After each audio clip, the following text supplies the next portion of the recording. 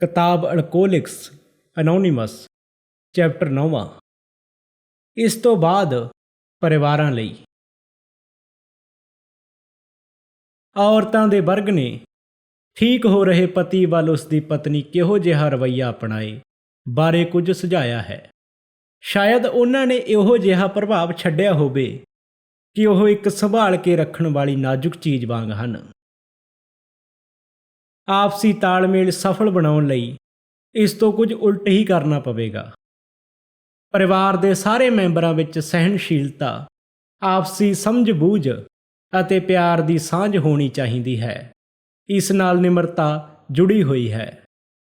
ਸ਼ਰਾਬੀ, ਉਸ ਦੀ ਪਤਨੀ, ਉਸ ਦੇ ਬੱਚੇ, ਉਸ ਦੇ ਸਹੁਰੇ, ਹਰੇਕ ਦਾ ਇੱਕ ਆਪਣਾ ਹੀ ਵਿਚਾਰ ਹੋਣ ਦੀ ਸੰਭਾਵਨਾ ਹੈ ਕਿ ਪਰਿਵਾਰ ਦਾ ਉਸ ਦੇ ਪ੍ਰਤੀ ਕੀ ਰਵੱਈਆ ਹੋਵੇ। ਹਰੇਕ ਚਾਹੁੰਦਾ ਹੈ ਕਿ ਉਸ ਦੀਆਂ ਖਾਹਿਸ਼ਾਂ ਦੀ ਕਦਰ ਹੋਵੇ।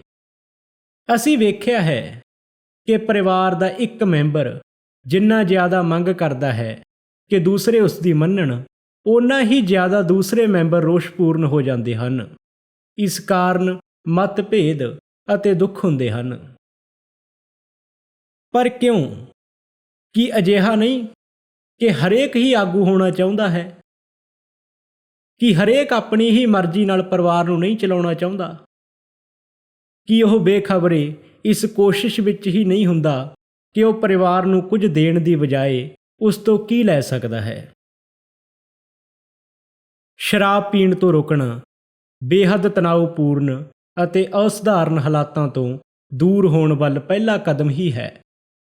ਇੱਕ ਡਾਕਟਰ ਨੇ ਸਾਨੂੰ ਕਿਹਾ, ਸਾਲਾਂ ਬੱਧੀ ਇੱਕ ਸ਼ਰਾਬੀ ਨਾਲ ਰਹਿਣ ਕਰਕੇ ਕਿਸੇ ਵੀ ਪਤਨੀ ਜਾਂ ਬੱਚੇ ਦਾ ਮਾਨਸਿਕ ਰੋਗੀ ਹੋਣਾ ਲਗਭਗ ਨਿਸ਼ਚਿਤ ਹੀ ਹੈ। ਕਿਸੇ ਹੱਦ ਤੱਕ ਸਾਰਾ ਪਰਿਵਾਰ ਹੀ ਬਿਮਾਰ ਹੁੰਦਾ ਹੈ। ਪਰਿਵਾਰਾਂ ਨੂੰ ਇਹ ਯਾਤਰਾ ਸ਼ੁਰੂ ਕਰਦਿਆਂ ਹੀ ਸਮਝ ਲੈਣਾ ਚਾਹੀਦਾ ਹੈ ਕਿ ਸਭ ਕੁਝ ਹੀ ਠੀਕ ਨਹੀਂ ਹੋਵੇਗਾ। ਸ਼ਾਇਦ ਹਰੇਕ ਸਮੇਂ-ਸਮੇਂ ਤਕਲੀਫ ਆਉਣ ਤੇ ਭਟਕ ਜਾਵੇ।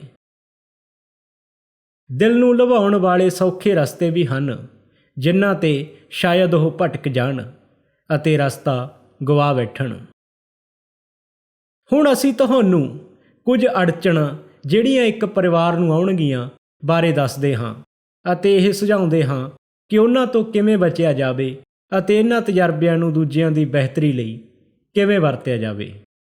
ਸ਼ਰਾਬੀ ਦਾ ਪਰਿਵਾਰ ਖੁਸ਼ੀ ਅਤੇ ਸੁਰੱਖਿਆ ਦੀ ਬਹਾਲੀ ਲਈ ਤਰਸਦਾ ਹੈ। ਉਹਨਾਂ ਨੂੰ ਯਾਦ ਹੈ ਕਿ ਉਹਨਾਂ ਦਾ ਪਿਤਾ ਕਦੇ ਪਿਆਰ ਕਰਨ ਵਾਲਾ, ਵਿਚਾਰਸ਼ੀਲ ਅਤੇ ਕਾਮਯਾਬ ਵਿਅਕਤੀ ਸੀ। ਅੱਜ ਦੀ ਜ਼ਿੰਦਗੀ ਦਾ ਬੀਤੀ ਜ਼ਿੰਦਗੀ ਨਾਲ ਮੁਕਾਬਲਾ ਕੀਤਾ ਜਾਂਦਾ ਹੈ ਅਤੇ ਜਦੋਂ ਹੁਣ ਦੀ ਜ਼ਿੰਦਗੀ ਪਹਿਲਾਂ ਵਰਗੀ ਨਹੀਂ ਹੁੰਦੀ ਤਾਂ ਹੋ ਸਕਦਾ ਹੈ ਕਿ ਪਰਿਵਾਰ ਖੁਸ਼ ਨਾ ਹੋਵੇ। ਪਰਿਵਾਰ ਦੀ ਪਿਤਾ ਪ੍ਰਤੀ ਆਸ ਬਹੁਤ ਵੱਧ ਰਹੀ ਹੁੰਦੀ ਹੈ। ਉਹ ਸੋਚਦੇ ਹਨ ਕਿ ਪੁਰਾਣੇ ਦਿਨ ਜਲਦੀ ਮੁੜ ਆਉਣਗੇ। ਕਈ ਵਾਰ ਉਹ ਮੰਗ ਕਰਦੇ ਹਨ ਕਿ ਪਿਤਾ ਉਹਨਾਂ ਦੇ ਪੁਰਾਣੇ ਦਿਨ ਇੱਕਦਮ ਲੈ ਆਵੇ। ਉਹਨਾਂ ਦਾ ਵਿਸ਼ਵਾਸ ਹੈ ਕਿ ਰੱਬ ਦਾ ਉਹਨਾਂ ਦੇ ਬੀਤੇ ਹਿਸਾਬ ਦੇ ਬਦਲੇ ਇਹ ਸਭ ਕੁਝ ਦੇਣਾ ਤਾਂ ਬਣਦਾ ਹੀ ਹੈ। ਪਰ ਘਰ ਦੇ ਮੁਖੀ ਨੇ ਕਈ ਸਾਲ ਵਪਾਰ, ਪਿਆਰ, ਦੋਸਤੀ ਅਤੇ ਸਿਹਤ ਦੇ ਢਾਂਚੇ ਨੂੰ ਲਗਭਗ ਢਾਉਣ 'ਚ ਹੀ ਬਰਬਾਦ ਕੀਤੇ ਹਨ। ਇਹ ਸਭ ਕੁਝ ਤਬਾਹ ਹੋ ਚੁੱਕਾ ਹੈ ਜਾਂ ਇਹਨਾਂ ਨੂੰ ਕਾਫੀ ਨੁਕਸਾਨ ਹੋਇਆ ਹੈ। ਹੁਣ ਇਸ ਮਲਬੇ ਨੂੰ ਸਾਫ਼ ਕਰਨ ਵਿੱਚ ਸਮਾਂ ਲੱਗੇਗਾ। ਭਾਵੇਂ ਪੁਰਾਣੇ ਢਾਂਚਿਆਂ ਦੀ ਥਾਂ ਬਿਹਤਰ ਢਾਂਚਿਆਂ ਨੇ ਹੀ ਲੈਣੀ ਹੈ, ਪਰ ਇਹਨਾਂ ਦੀ ਉਸਾਰੀ ਪੂਰੀ ਹੋਣ ਵਿੱਚ ਸਾਲਾਂ ਹੀ ਲੱਗ ਜਾਣਗੇ। ਪਿਤਾ ਜਾਣਦਾ ਹੈ ਕਿ ਉਹ ਦੋਸ਼ੀ ਹੈ। ਉਸ ਨੂੰ ਆਰਥਿਕ ਬਹਾਲੀ ਲਈ ਕਈ ਸਾਲ ਮਿਹਨਤ ਕਰਨੀ ਪਵੇਗੀ, ਪਰ ਇਸ ਲਈ ਉਸ ਨੂੰ ਮਿਹਣਾ ਨਹੀਂ ਮਾਰਨਾ ਚਾਹੀਦਾ। ਸ਼ਾਇਦ ਉਸ ਕੋਲ ਦੁਬਾਰਾ ਕਦੇ ਵੀ ਜ਼ਿਆਦਾ ਪੈਸੇ ਨਾ ਹੋਣ, ਪਰ ਸਮਝਦਾਰ ਪਰਿਵਾਰ ਉਸ ਦੀ ਜੋ ਉਹ ਬਣਨ ਦੀ ਕੋਸ਼ਿਸ਼ ਕਰ ਰਿਹਾ ਹੈ ਪ੍ਰਸ਼ੰਸਾ ਕਰੇਗਾ ਅਤੇ ਇਸ ਗੱਲ ਤੇ ਜ਼ੋਰ ਨਹੀਂ ਪਾਵੇਗਾ ਕਿ ਉਹ ਕੀ ਪ੍ਰਾਪਤ ਕਰਨ ਦੀ ਕੋਸ਼ਿਸ਼ ਕਰ ਰਿਹਾ ਹੈ। ਬੀਤੇ ਸਮੇਂ ਦੀਆਂ ਵਿਪਤਾਵਾਂ ਦਾ ਡਰ ਕਦੇ-ਕਦੇ ਪਰਿਵਾਰ ਨੂੰ ਸਤਾਏਗਾ, ਕਿਉਂਕਿ ਲਗਭਗ ਹਰ ਸ਼ਰਾਬੀ ਦੀ ਸ਼ਰਾਬ ਪੀਣ ਦੌਰਾਨ ਦੀ ਜ਼ਿੰਦਗੀ ਕਈ ਤਰ੍ਹਾਂ ਦੇ ਅਜੀਬੋ-ਗਰੀਬ, ਅਪਮਾਨਜਨਕ, ਸ਼ਰਮਨਾਕ ਅਤੇ ਦੁਖਦਾਈ ਹਾਦਸਿਆਂ ਨਾਲ ਭਰੀ ਹੁੰਦੀ ਹੈ। ਸਭ ਤੋਂ ਪਹਿਲਾਂ ਇਹੀ ਵਿਚਾਰ ਉੱਭਰੇਗਾ ਕਿ ਇਹਨਾਂ ਪੁਰਾਣੀਆਂ ਯਾਦਾਂ ਨੂੰ ਹਮੇਸ਼ਾ ਲਈ ਦਫਨ ਕਰ ਦਿੱਤਾ ਜਾਵੇ। ਹੋ ਸਕਦਾ ਹੈ ਪਰਿਵਾਰ ਦੇ ਮਨ ਵਿੱਚ ਇਹ ਵਿਚਾਰ ਘਰ ਕਰ ਜਾਵੇ ਕਿ ਭਵਿੱਖ ਦੀ ਖੁਸ਼ੀ ਸਿਰਫ ਗੁਜ਼ਾਰੇ ਸਮੇਂ ਨੂੰ ਭੁੱਲਣ 'ਤੇ ਹੀ ਨਿਰਭਰ ਕਰਦੀ ਹੈ। ਸਾਡਾ ਵਿਚਾਰ ਹੈ ਕਿ ਇਹ ਸੋਚ ਸਵੈ ਕੇਂਦਰਿਤ ਹੈ ਅਤੇ ਇਹ ਜਿਉਣ ਦੇ ਨਵੇਂ ਢੰਗ ਦੇ ਬਿਲਕੁਲ ਉਲਟ ਹੈ। ਇੱਕ ਉੱਘੇ ਵਿਅਕਤੀ ਹੈਨਰੀ ਫੋਰਡ ਨੇ ਇੱਕ ਵਾਰ ਬਹੁਤ ਸਿਆਣੀ ਗੱਲ ਕਹੀ ਸੀ ਕਿ ਤਜਰਬਾ ਜ਼ਿੰਦਗੀ ਵਿੱਚ ਸਭ ਤੋਂ ਵੱਧ ਕੀਮਤੀ ਹੈ। ਇਹ ਤਾਂ ਹੀ ਸੱਚ ਸਾਬਤ ਹੋ ਸਕਦਾ ਹੈ ਜੇ ਕੋਈ ਬੀਤੇ ਸਮੇਂ ਦੇ ਤਜਰਬੇ ਨੂੰ ਚੰਗੇ ਪਾਸੇ ਲਾਉਣ ਲਈ ਇੱਛੁਕ ਹੋਵੇ। ਆਪਣੀਆਂ ਗਲਤੀਆਂ ਦਾ ਸਾਹਮਣਾ ਕਰਦਿਆਂ ਹੋਇਆਂ ਉਹਨਾਂ ਨੂੰ ਸੁਧਾਰਨ ਅਤੇ ਆਪਣੀ ਪੂੰਜੀ ਵਿੱਚ ਤਬਦੀਲੀ ਕਰਨ ਦੇ ਇੱਛੁਕ ਹੋ ਕੇ ਹੀ ਸਾਡਾ ਵਿਕਾਸ ਹੋਵੇਗਾ। ਇਸ ਤਰ੍ਹਾਂ ਸ਼ਰਾਬੀ ਦਾ ਬੀਤਿਆ ਸਮਾਂ ਪਰਿਵਾਰ ਦੀ ਮੁੱਖ ਪੂੰਜੀ ਹੁੰਦੀ ਹੈ ਅਤੇ ਲਗਭਗ ਆਮ ਤੌਰ 'ਤੇ ਬਸ ਇਹੋ ਹੀ ਹੁੰਦੀ ਹੈ। ਹੋ ਸਕਦਾ ਹੈ ਇਹ ਦੁਖਦਾਈ ਬੀਤਿਆ ਸਮਾਂ ਉਹਨਾਂ ਪਰਿਵਾਰਾਂ ਲਈ ਅਮੁੱਲ ਹੋਵੇ ਜਿਹੜੇ ਅਜੇ ਵੀ ਇਸ ਸਮੱਸਿਆ ਨਾਲ ਸੰਘਰਸ਼ ਕਰ ਰਹੇ ਹੋਣ। ਸਾਡਾ ਵਿਚਾਰ ਹੈ ਕਿ ਹਰ ਉਸ ਪਰਿਵਾਰ ਦੀ ਜਿਹੜਾ ਇਸ ਸਮੱਸਿਆ ਤੋਂ ਛੁਟਕਾਰਾ ਪਾ ਚੁੱਕਾ ਹੈ, ਉਸ ਦੀ ਦੂਜੇ ਪਰਿਵਾਰ ਪ੍ਰਤੀ ਇੱਕ ਜ਼ਿੰਮੇਵਾਰੀ ਬਣ ਜਾਂਦੀ ਹੈ ਜਿਹੜਾ ਅਜੇ ਤੱਕ ਇਸ ਸਮੱਸਿਆ ਤੋਂ ਛੁਟਕਾਰਾ ਨਹੀਂ ਪਾ ਸਕਿਆ ਅਤੇ ਮੌਕੇ ਦੀ ਮੰਗ ਅਨੁਸਾਰ ਠੀਕ ਹੋਏ ਪਰਿਵਾਰ ਦੇ ਹਰ ਵਿਅਕਤੀ ਨੂੰ ਪੁਰਾਣੀਆਂ ਗਲਤੀਆਂ, ਭਾਵੇਂ ਉਹ ਕਿੰਨੀਆਂ ਹੀ ਗੰਭੀਰ ਕਿਉਂ ਨਾ ਹੋਣ, ਨੂੰ ਉਜਾਗਰ ਕਰਨ ਦਾ ਇੱਛੁਕ ਹੋਣਾ ਹੀ ਚਾਹੀਦਾ ਹੈ। ਉਹਨਾਂ ਨੂੰ ਜਿਹੜੇ ਪੀੜਤ ਹਨ, ਇਹ ਵਿਖਾਉਣਾ ਕਿ ਸਾਨੂੰ ਮਦਦ ਕਿਵੇਂ ਮਿਲੀ ਸੀ ਅਜਿਹਾ ਕੰਮ ਹੈ ਜਿਸ ਕਰਕੇ ਸਾਨੂੰ ਹੁਣ ਇਹ ਜੀਵਨ ਵਧੀਆ ਜਾਪਦਾ ਹੈ। ਇਸ ਸੋਚ ਨਾਲ ਜੁੜੇ ਰਹੋ ਕਿ ਰੱਬ ਦੇ ਹੱਥਾਂ ਵਿੱਚ ਤੁਹਾਡਾ ਬੀਤਿਆ ਕਾਲਾ ਸਮਾਂ ਹੀ ਤੁਹਾਡੀ ਸਭ ਤੋਂ ਵੱਡੀ ਮਲਕੀਅਤ ਹੈ, ਜਿਹੜੀ ਕਿ ਦੂਜਿਆਂ ਲਈ ਖੁਸ਼ੀ ਅਤੇ ਜਿਉਣ ਦੀ ਕੁੰਜੀ ਹੈ। ਇਸ ਨਾਲ ਤੁਸੀਂ ਦੂਸਰਿਆਂ ਨੂੰ ਦੁੱਖ ਅਤੇ ਮੌਤ ਤੋਂ ਬਚਾ ਸਕਦੇ ਹੋ। ਪੁਰਾਣੀਆਂ ਕੀਤੀਆਂ ਮਾੜੀਆਂ ਹਰਕਤਾਂ ਦਾ ਕੁਰੇਦਿਆ ਜਾਣਾ ਸੰਭਵ ਹੈ, ਪਰ ਇਸ ਦਾ ਬੁਰਾ ਪ੍ਰਭਾਵ ਪੈਂਦਾ ਹੈ ਪਲੇਗ ਦੀ ਤਰ੍ਹਾਂ। ਉਦਾਹਰਨ ਦੇ ਤੌਰ 'ਤੇ ਸਾਨੂੰ ਉਹਨਾਂ ਕੇਸਾਂ ਬਾਰੇ ਪਤਾ ਹੈ ਜਿੱਥੇ ਸ਼ਰਾਬੀ ਜਾਂ ਉਸ ਦੀ ਪਤਨੀ ਦੇ ਕਿਤੇ ਹੋਰ ਪ੍ਰੇਮ ਸੰਬੰਧ ਸਨ। ਅਧਿਆਤਮਿਕ ਤਜਰਬਾ ਹੁੰਦਿਆਂ ਹੀ ਉਹਨਾਂ ਦੋਵਾਂ ਨੇ ਇੱਕ ਦੂਜੇ ਨੂੰ ਮਾਫ਼ ਕਰ ਦਿੱਤਾ ਅਤੇ ਇੱਕ ਦੂਜੇ ਦੇ ਨੇੜੇ ਆ ਗਏ। ਮੇਲ ਮਿਲਾਪ ਦਾ ਚਮਤਕਾਰ ਹੋਣ ਹੀ ਵਾਲਾ ਸੀ। ਫਿਰ ਕਿਸੇ ਨਾ ਕਿਸੇ ਬਹਾਨੇ ਕੁੜ ਭੜਕ ਜਾਣ 'ਤੇ ਦੁਖੀ ਵਿਅਕਤੀ ਦੂਸਰੇ ਦੇ ਪੁਰਾਣੇ ਸੰਬੰਧਾਂ ਦਾ ਪਰਦਾਫਾਸ਼ ਕਰ ਦਿੰਦਾ ਅਤੇ ਗੁੱਸੇ ਨਾਲ ਖੇਹ ਉਡਾ ਦਿੰਦਾ। ਸਾਡੇ ਵਿੱਚੋਂ ਕੁਝ ਨੂੰ ਇਹ ਵੱਧ ਰਹੀਆਂ ਪੀੜਾਂ ਸਹਿਣੀਆਂ ਪਈਆਂ ਸਨ ਅਤੇ ਉਹਨਾਂ ਨਾਲ ਬਹੁਤ ਦੁੱਖ ਪਹੁੰਚਿਆ। ਕਈ ਵਾਰ ਪਤੀ ਪਤਨੀ ਨੂੰ ਉਦੋਂ ਤੱਕ ਅਲੱਗ-ਅਲੱਗ ਰਹਿਣਾ ਪਿਆ ਜਦੋਂ ਤੱਕ ਉਹਨਾਂ ਨੂੰ ਨਵਾਂ ਦ੍ਰਿਸ਼ਟੀਕੋਣ ਨਹੀਂ ਮਿਲਿਆ ਅਤੇ ਉਹਨਾਂ ਦੇ ਅਹੰਕਾਰ ਨੂੰ ਲੱਗੀ ਸੱਟ ਠੀਕ ਨਹੀਂ ਹੋਈ। ਜ਼ਿਆਦਾਤਰ ਸ਼ਰਾਬੀ ਇਸ ਮੁਸ਼ਕਲ 'ਚੋਂ ਬਿਨਾਂ ਪੀਤੇ ਨਿਕਲ ਆਇਆ, ਪਰ ਹਰ ਵਾਰੀ ਨਹੀਂ। ਇਸ ਕਰਕੇ ਅਸੀਂ ਸੋਚਦੇ ਹਾਂ ਕਿ ਜਦ ਤੱਕ ਕੋਈ ਚੰਗਾ ਅਤੇ ਉਪਯੋਗੀ ਮੰਤਵ ਨਾ ਹੋਵੇ, ਪੁਰਾਣੀਆਂ ਘਟਨਾਵਾਂ 'ਤੇ ਬਹਿਸ ਨਹੀਂ ਕਰਨੀ ਚਾਹੀਦੀ। ਅਸੀਂ ਅਲਕੋਹਲਿਕਸ ਅਨੋਨਿਮਸ ਭਾਈਚਾਰੇ ਨਾਲ ਜੁੜੇ ਪਰਿਵਾਰ ਇੱਕ ਦੂਜੇ ਤੋਂ ਕੁਝ ਵੀ ਛੁਪਾ ਕੇ ਨਹੀਂ ਰੱਖਦੇ।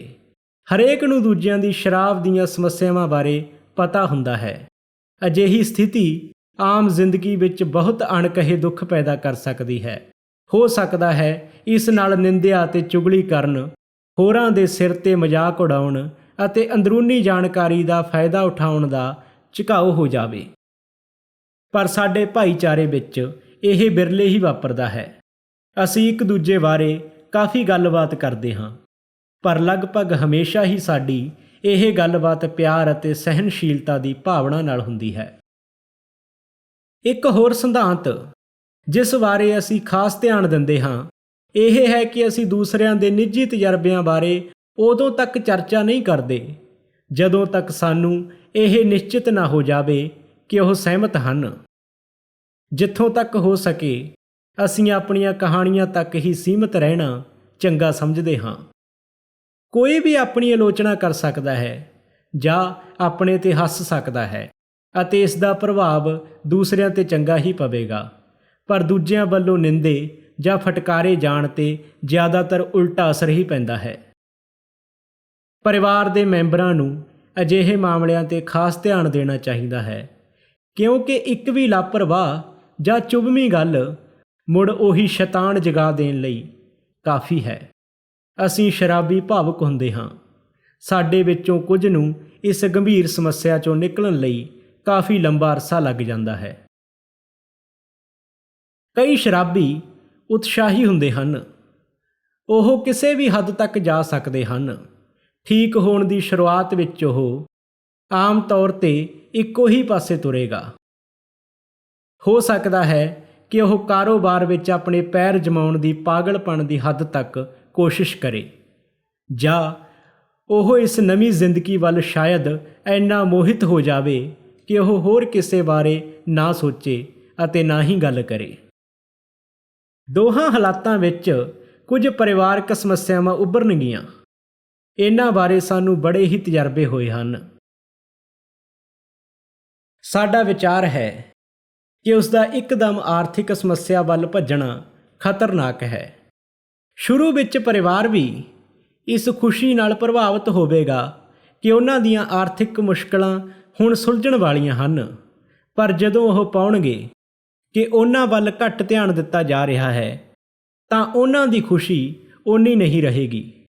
ਹੋ ਸਕਦਾ ਹੈ ਕਿ ਪਿਤਾ ਦਿਨੇ ਰੁੱਝਿਆ ਰਹਿੰਦਾ ਹੋਵੇ ਅਤੇ ਰਾਤ ਤੱਕ ਥੱਕ ਜਾਂਦਾ ਹੋਵੇ। ਉਹ ਸ਼ਾਇਦ ਬੱਚਿਆਂ ਵਿੱਚ ਬਹੁਤ ਘੱਟ ਰੁਚੀ ਰੱਖੇ ਅਤੇ ਜਦੋਂ ਇਸ ਵਿਵਹਾਰ ਬਾਰੇ ਉਸ ਨੂੰ ਟੋਕਿਆ ਜਾਵੇ ਤਾਂ ਉਹ ਚਿੜਚਿੜਾ ਹੋ ਜਾਵੇ। ਜੇ ਉਹ ਚਿੜਚਿੜਾ ਨਹੀਂ ਤਾਂ ਉਹ ਸ਼ਾਇਦ ਨੀਰਸ ਅਤੇ ਉਦਾਸ ਲੱਗੇ, ਉਸ ਤਰ੍ਹਾਂ ਦਾ ਖੁਸ਼ ਅਤੇ ਸਨੇਹੀ ਨਾ ਰਹੇ ਜਿਵੇਂ ਕਿ ਪਰਿਵਾਰ ਚਾਹੁੰਦਾ ਹੈ। ਪਤਨੀ ਸ਼ਾਇਦ ਆਪਣੇ ਵੱਲ ਧਿਆਨ ਨਾ ਦਿੱਤੇ ਜਾਣ ਦੀ ਸ਼ਿਕਾਇਤ ਕਰੇ। ਉਹ ਸਾਰੇ ਨਿਰਾਸ਼ ਹੁੰਦੇ ਹਨ ਅਤੇ ਅਕਸਰ ਪਿਤਾ ਨੂੰ ਇਸ ਦਾ ਅਹਿਸਾਸ ਕਰਾਉਂਦੇ ਰਹਿੰਦੇ ਹਨ। ਅਜਿਹੀਆਂ ਸ਼ਿਕਾਇਤਾਂ ਸ਼ੁਰੂ ਹੋਣ ਨਾਲ ਇੱਕ ਰੁਕਾਵਟ ਖੜੀ ਹੋ ਜਾਂਦੀ ਹੈ। ਉਹ ਗਵਾਚੇ ਸਮੇਂ ਦੀ ਪੂਰਤੀ ਲਈ ਜੀ ਤੋੜ ਕੋਸ਼ਿਸ਼ ਕਰ ਰਿਹਾ ਹੈ। ਉਹ ਖੁਸ਼ਹਾਲੀ ਅਤੇ ਇੱਜ਼ਤ ਮਾਣ ਨੂੰ ਮੁੜ ਹਾਸਲ ਕਰਨ ਲਈ ਪੂਰਾ ਜ਼ੋਰ ਲਗਾ ਰਿਹਾ ਹੈ ਅਤੇ ਮਹਿਸੂਸ ਕਰਦਾ ਹੈ ਕਿ ਉਹ ਬਹੁਤ ਵਧੀਆ ਕਰ ਰਿਹਾ ਹੈ। ਕਈ ਵਾਰੀ ਬੱਚੇ ਅਤੇ ਉਹਨਾਂ ਦੀ ਮਾਂ ਇੰਜ ਨਹੀਂ ਸੋਚਦੇ। ਬੀਤੇ ਸਮੇਂ ਵਿੱਚ ਪਿਤਾ ਵੱਲੋਂ ਨਜ਼ਰ ਅੰਦਾਜ਼ ਕੀਤੇ ਜਾਣ ਅਤੇ ਉਸ ਵੱਲੋਂ ਕੀਤੇ ਬੁਰੇ ਵਿਵਹਾਰ ਕਰਕੇ ਉਹ ਸੋਚਦੇ ਹਨ ਕਿ ਪਿਤਾ ਵੱਲੋਂ ਉਹਨਾਂ ਨੂੰ ਜੋ ਕੁਝ ਮਿਲ ਰਿਹਾ ਹੈ ਉਹ ਉਸ ਤੋਂ ਜ਼ਿਆਦਾ ਦੇ ਹੱਕਦਾਰ ਹਨ। ਉਹ ਚਾਹੁੰਦੇ ਹਨ ਕਿ ਪਿਤਾ ਉਹਨਾਂ ਬਾਰੇ ਜ਼ਿਆਦਾ ਗੌਰ ਕਰੇ। ਉਹ ਪਿਤਾ ਤੋਂ ਆਸ ਕਰਦੇ ਹਨ ਉਹ ਉਹਨਾਂ ਨੂੰ ਉਹੀ ਚੰਗਾ ਸਮਾਂ ਮੁੜ ਦੇਵੇ ਜਿਹੜਾ ਉਹ ਜ਼ਿਆਦਾ ਪੀਣੀ ਸ਼ੁਰੂ ਕਰਨ ਤੋਂ ਪਹਿਲਾਂ ਉਹਨਾਂ ਨੂੰ ਦਿੰਦਾ ਸੀ, ਅਤੇ ਉਹ ਉਹਨਾਂ ਵੱਲੋਂ ਸਹੇ ਗਏ ਦੁੱਖਾਂ ਲਈ ਪਛਤਾਵਾ ਪ੍ਰਗਟ ਕਰੇ। ਪਰ ਪਿਤਾ ਉਹਨਾਂ ਨੂੰ ਹਰ ਵੇਲੇ ਉਪਲਬਧ ਨਹੀਂ ਹੁੰਦਾ। ਰੋਸ ਵੱਧਦਾ ਜਾਂਦਾ ਹੈ। ਉਹ ਹੋਰ ਵੀ ਘੱਟ ਗੱਲਬਾਤ ਕਰਨ ਲੱਗ ਪੈਂਦਾ ਹੈ। ਕਈ ਵਾਰ ਉਹ ਛੋਟੀ ਜਿਹੀ ਗੱਲ 'ਤੇ ਹੀ ਅੱਗ ਬਬੂਲਾ ਹੋ ਜਾਂਦਾ ਹੈ। ਪਰਿਵਾਰ ਬੌਂਦਲ ਜਾਂਦਾ ਹੈ। ਉਹ ਇਸ ਗੱਲ ਦੀ ਆਲੋਚਨਾ ਕਰਦੇ ਹਨ ਕਿ ਪਿਤਾ ਆਪਣੇ ਅਧਿਆਤਮਿਕ ਪ੍ਰੋਗਰਾਮ ਵਿੱਚ ਕਿਵੇਂ ਪਿੱਛੇ ਰਹਿ ਰਿਹਾ ਹੈ। ਅਜਿਹੇ ਹਾਲਾਤਾਂ ਤੋਂ ਬਚਿਆ ਜਾ ਸਕਦਾ ਹੈ। ਪਿਤਾ ਅਤੇ ਪਰਿਵਾਰ ਦੋਵੇਂ ਭੁਲੇਖੇ ਵਿੱਚ ਹੁੰਦੇ ਹਨ, ਭਾਵੇਂ ਹਰ ਪੱਖ ਕੋਲ ਇਸ ਨੂੰ ਉਚਿਤ ਠਹਿਰਾਉਣ ਦਾ ਕੁਝ ਆਧਾਰ ਹੁੰਦਾ ਹੈ। ਬਹਿਸ ਕਰਨਾ ਫਜ਼ੂਲ ਹੈ। ਇਸ ਨਾਲ ਸਿਰਫ ਉਲਝਣ ਹੀ ਵੱਧਦੀ ਹੈ। ਪਰਿਵਾਰ ਨੂੰ ਇਹ ਜ਼ਰੂਰ ਮਹਿਸੂਸ ਕਰਨਾ ਚਾਹੀਦਾ ਹੈ ਕਿ ਭਾਵੇਂ ਪਿਤਾ ਵਿੱਚ ਕਾਫੀ ਸੁਧਾਰ ਹੋ ਗਿਆ ਹੋਵੇ, ਪਰ ਅਜੇ ਉਹ ਹੋਰ ਠੀਕ ਹੋ ਰਿਹਾ ਹੈ। ਉਹਨਾਂ ਨੂੰ ਸ਼ੁਕਰਗੁਜ਼ਾਰ ਹੋਣਾ ਚਾਹੀਦਾ ਹੈ ਕਿ ਉਹ ਹੁਣ ਸੂਫੀ ਹੈ ਅਤੇ ਉਹ ਦੁਬਾਰਾ ਇਸ ਦੁਨੀਆ ਦਾ ਹਿੱਸਾ ਬਣੇ ਰਹਿਣ ਦੇ ਯੋਗ ਹੈ। ਉਹਨਾਂ ਨੂੰ ਉਸ ਵਿੱਚ ਆਏ ਸੁਧਾਰ ਦੀ ਪ੍ਰਸ਼ੰਸਾ ਕਰਨੀ ਚਾਹੀਦੀ ਹੈ। ਉਹਨਾਂ ਨੂੰ ਯਾਦ ਰੱਖਣਾ ਚਾਹੀਦਾ ਹੈ ਕਿ ਉਸ ਦੀ ਸ਼ਰਾਬ ਨੇ ਹਰ ਕਿਸਮ ਦੀ ਇੰਨੀ ਤਬਾਹੀ ਕੀਤੀ ਹੈ ਜਿਸ ਨੂੰ ਠੀਕ ਹੋਣ ਵਿੱਚ ਇੱਕ ਲੰਬਾ ਸਮਾਂ ਲੱਗੇਗਾ। ਜੇ ਉਹ ਇਹਨਾਂ ਗੱਲਾਂ ਦਾ ਅਹਿਸਾਸ ਕਰ ਲੈਣ ਤਾਂ ਉਹ ਉਸ ਦੇ ਸਣਕ, ਉਦਾਸੀ ਜਾਂ ਰੁੱਖੇਪਣ ਦੇ ਵਿਵਹਾਰ ਨੂੰ ਇੰਨੀ ਗੰਭੀਰਤਾ ਨਾਲ ਨਹੀਂ ਲੈਣਗੇ, ਜੋ ਕਿ ਸਹਿਣਸ਼ੀਲਤਾ, ਪਿਆਰ ਅਤੇ ਅਧਿਆਤਮਿਕ ਤਾਲਮੇਲ ਹੋਣ 'ਤੇ ਖਤਮ ਹੋ ਜਾਵੇਗਾ। ਘਰ ਦੇ ਮੁਖੀ ਨੂੰ ਇਹ ਯਾਦ ਰੱਖਣਾ ਚਾਹੀਦਾ ਹੈ ਕਿ ਮੁੱਖ ਤੌਰ 'ਤੇ ਉਹ ਆਪਣੇ ਘਰ ਦੀ ਤਬਾਹੀ ਦਾ ਆਪ ਹੀ ਦੋਸ਼ੀ ਹੈ। ਉਹ ਸ਼ਾਇਦ ਹੀ ਆਪਣੀ ਜ਼ਿੰਦਗੀ ਵਿੱਚ ਇਸ ਘਾਟੇ ਨੂੰ ਪੂਰਾ ਕਰ ਸਕੇ, ਪਰ ਉਸ ਨੂੰ ਆਰਥਿਕ ਸਫਲਤਾ ਵੱਲ ਜ਼ਿਆਦਾ ਧਿਆਨ ਦੇਣ ਨਾਲ ਹੋਣ ਵਾਲੇ ਖਤਰੇ ਤੋਂ ਵੀ ਚੌਕਸ ਰਹਿਣਾ ਚਾਹੀਦਾ ਹੈ। ਭਾਵੇਂ ਸਾਡੇ ਵਿੱਚੋਂ ਕਈਆਂ ਦਾ ਆਰਥਿਕ ਸੁਧਾਰ ਹੋਣ ਲੱਗ ਪੈਂਦਾ ਹੈ, ਪਰ ਅਸੀਂ ਇਹ ਵੇਖਿਆ ਹੈ ਕਿ ਅਸੀਂ ਪੈਸੇ ਨੂੰ ਪਹਿਲ ਨਹੀਂ ਦੇ ਸਕਦੇ। ਸਾਡੇ ਲਈ ਭੌਤਿਕ ਖੁਸ਼ਹਾਲੀ ਹਮੇਸ਼ਾ ਹੀ ਅਧਿਆਤਮਿਕ ਤਰੱਕੀ ਤੋਂ ਬਾਅਦ ਆਈ ਅਤੇ ਕਦੇ ਵੀ ਪਹਿਲਾਂ ਨਹੀਂ ਆਈ, ਕਿਉਂਕਿ ਸਭ ਤੋਂ ਜ਼ਿਆਦਾ ਦੁੱਖ ਉਸ ਦੇ ਪਰਿਵਾਰ ਨੇ ਭੁਗਤਿਆ ਹੈ। ਇਸ ਲਈ ਚੰਗਾ ਇਹ ਹੋਵੇਗਾ ਕਿ ਉਹ ਘਰ ਲਈ ਹੀ ਜ਼ਿਆਦਾ ਕੋਸ਼ਿਸ਼ ਕਰੇ। ਜੇ ਉਹ ਆਪਣੇ ਹੀ ਘਰ ਵਿੱਚ ਪਿਆਰ ਅਤੇ ਸਵਾਰਥਹੀਣਤਾ ਨਹੀਂ ਵਿਖਾ ਪਾਉਂਦਾ ਤਾਂ ਉਸ ਦੀ ਕਿਸੇ ਵੀ ਪਾਸੇ ਵਧਣ ਦੀ ਸੰਭਾਵਨਾ ਨਹੀਂ ਹੁੰਦੀ। ਅਸੀਂ ਜਾਣਦੇ ਹਾਂ ਕਿ ਕਈ ਪਤਨੀਆਂ ਅਤੇ ਪਰਿਵਾਰ ਕਠੋਰ ਹੁੰਦੇ ਹਨ, ਪਰ ਉਸ ਵਿਅਕਤੀ ਨੂੰ ਜਿਹੜਾ ਸ਼ਰਾਬੀਪਣ ਤੋਂ ਨਿਕਲ ਰਿਹਾ ਹੈ ਹਮੇਸ਼ਾ ਯਾਦ ਰੱਖਣਾ ਚਾਹੀਦਾ ਹੈ ਕਿ ਉਹਨਾਂ ਨੂੰ ਇੰਜ ਬਣਾਉਣ ਵਿੱਚ ਉਸ ਦਾ ਕਾਫੀ ਹੱਥ ਹੈ। ਜਦੋਂ ਇੱਕ ਰੋਸ ਭਰੇ ਪਰਿਵਾਰ ਦਾ ਹਰ ਮੈਂਬਰ ਆਪਣੀਆਂ ਖਾਮੀਆਂ ਨੂੰ ਵੇਖਣਾ ਸ਼ੁਰੂ ਕਰ ਦਿੰਦਾ ਹੈ ਅਤੇ ਦੂਸਰਿਆਂ ਸਾਹਮਣੇ ਇਹ ਮੰਨ ਲੈਂਦਾ ਹੈ ਤਾਂ ਉਹ ਇੱਕ ਉਪਯੋਗੀ ਗੱਲਬਾਤ ਵਾਸਤੇ ਆਧਾਰ ਬਣਾ ਲੈਂਦਾ ਹੈ। ਇਹ ਪਰਿਵਾਰਕ ਚਰਚਾ ਤਾਂ ਹੀ ਉਪਯੋਗੀ ਹੋਵੇਗੀ ਜੇ ਇਹ ਗਰਮਾ ਗਰਮੀ ਭਰੀ ਬਹਿਸ, ਆਪਣੇ 'ਤੇ ਤਰਸ ਖਾਣ, ਆਪਣੇ ਆਪ ਨੂੰ ਉਚਿਤ ਠਹਿਰਾਉਣ ਅਤੇ ਰੋਸ ਭਰੀ ਆਲੋਚਨਾ ਤੋਂ ਬਗੈਰ ਹੋਵੇ। ਹੌਲੀ ਹੌਲੀ ਮਾਂ ਅਤੇ ਬੱਚੇ ਇਹ ਸਮਝ ਜਾਣਗੇ ਕਿ ਉਹ ਕੁਝ ਜ਼ਿਆਦਾ ਹੀ ਮੰਗ ਕਰ ਰਹੇ ਹਨ ਅਤੇ ਪਿਤਾ ਵੀ ਇਹ ਜਾਣ ਲਵੇਗਾ ਕਿ ਉਹ ਕਾਫੀ ਘੱਟ ਦੇ ਰਿਹਾ ਹੈ। ਲੈਣ ਦੀ ਬਜਾਏ ਕੁਝ ਦੇਣਾ ਮੁੱਖ ਸਿਧਾਂਤ ਬਣ ਜਾਵੇਗਾ। ਦੂਜੇ ਪਾਸੇ ਅਸੀਂ ਇਹ ਮੰਨ ਲਈਏ ਕਿ ਪਿਤਾ ਨੂੰ ਸ਼ੁਰੂ ਵਿੱਚ ਹੀ ਇੱਕ ਪ੍ਰਭਾਵਸ਼ਾਲੀ ਅਧਿਆਤਮਿਕ ਤਜਰਬਾ ਹੋਇਆ ਹੈ। ਉਹ ਜਿਵੇਂ ਰਾਤੋਂ ਰਾਤ ਹੀ ਬਿਲਕੁਲ ਬਦਲ ਗਿਆ ਹੋਵੇ। ਉਹ ਧਰਮ ਬਾਰੇ ਉਤਸ਼ਾਹਿਤ ਹੋ ਜਾਂਦਾ ਹੈ। ਉਹ ਕਿਸੇ ਵੀ ਹੋਰ ਚੀਜ਼ ਵੱਲ ਧਿਆਨ ਕੇਂਦਰਿਤ ਨਹੀਂ ਕਰ ਪਾਉਂਦਾ। ਜਿਉਂ ਹੀ ਉਸਦੇ ਸੂਫੀਪਨ ਨੂੰ ਆਮ ਜਿਹਾ ਸਮਝਿਆ ਜਾਣ ਲੱਗ ਪਿਆ ਜਾਂਦਾ ਹੈ, ਪਰਿਵਾਰ ਸ਼ਾਇਦ ਆਪਣੇ ਬਿਲਕੁਲ ਤਬਦੀਲ ਹੋਏ ਅਤੇ ਅਪਰਿਚਿਤ ਪਿਤਾ ਨੂੰ ਪਹਿਲਾਂ ਸ਼ੱਕ ਨਾਲ ਅਤੇ ਫਿਰ ਕੁੜਦਿਆਂ ਹੋਇਆਂ ਵੇਖੇਗਾ। ਸਵੇਰੇ, ਦੁਪਹਿਰੇ ਅਤੇ ਰਾਤੀ ਹਰ ਵੇਲੇ ਅਧਿਆਤਮਿਕ ਚਰਚਾ ਹੀ ਹੁੰਦੀ ਰਹਿੰਦੀ ਹੈ। ਹੋ ਸਕਦਾ ਹੈ ਕਿ ਪਿਤਾ ਇਹ ਉਮੀਦ ਕਰੇ ਕਿ ਪਰਿਵਾਰ ਵੀ ਰੱਬ ਨੂੰ ਛੇਤੀ ਲੱਭ ਲਵੇ, ਜਾਂ ਫਿਰ ਉਹ ਉਹਨਾਂ ਪ੍ਰਤੀ ਬੇਹੱਦ ਬੇਪਰਵਾਹੀ ਵਿਖਾਉਂਦਾ ਹੈ ਅਤੇ ਕਹਿੰਦਾ ਹੈ ਉਹ ਹੁਣ ਦੁਨਿਆਵੀ ਗੱਲਾਂ ਤੋਂ ਉੱਪਰ ਹੈ।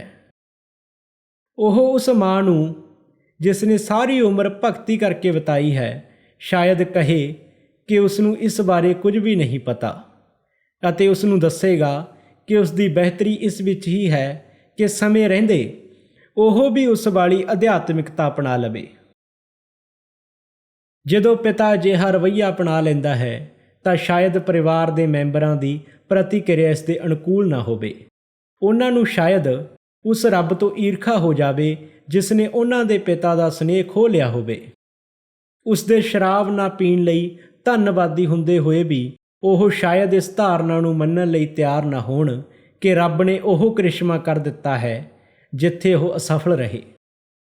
ਅਕਸਰ ਉਹ ਭੁੱਲ ਜਾਂਦੇ ਹਨ ਕਿ ਉਹਨਾਂ ਦਾ ਪਿਤਾ ਮਨੁੱਖੀ ਸਹਾਇਤਾ ਨਾਲ ਠੀਕ ਹੋਣ ਦੀ ਹੱਦ ਤੋਂ ਪਰੇ ਸੀ। ਸ਼ਾਇਦ ਉਹ ਇਹ ਨਹੀਂ ਸਮਝ ਪਾਉਂਦੇ ਕਿ ਉਹਨਾਂ ਦਾ ਪਿਆਰ ਅਤੇ ਲਗਨ ਉਸ ਨੂੰ ਠੀਕ ਕਿਉਂ ਨਹੀਂ ਕਰ ਸਕੇ। ਉਹਨਾਂ ਦਾ ਵਿਚਾਰ ਹੈ ਕਿ ਆਖਰ ਪਿਤਾ ਇੰਨਾ ਅਧਿਆਤਮਿਕ ਤਾਂ ਨਹੀਂ ਹੈ।